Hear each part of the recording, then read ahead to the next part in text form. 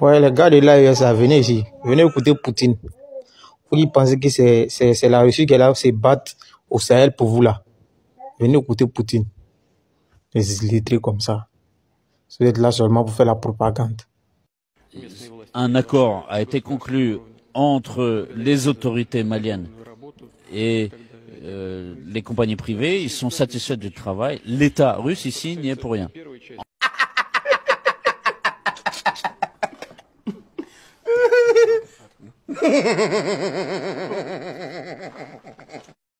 C'est sans commentaire, c'est sans appel. Mais franchement, vous voyez, depuis que Wagner est dans ces différents pays-là de l'AES, il n'y a aucune situation qui s'est améliorée sur le plan sécuritaire.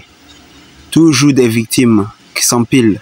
Le nombre de victimes a battu le record de tous les présidents qui sont succédés à la tête de ces différents pays-là.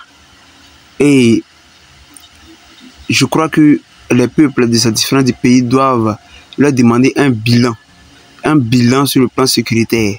Qu'est-ce qui s'est amélioré lorsque ces putschistes-là ont pris le pouvoir? Rien de concret. Toujours le pays est dans un coma qui ne dit pas son nom. Franchement, l'Afrique doit se réveiller.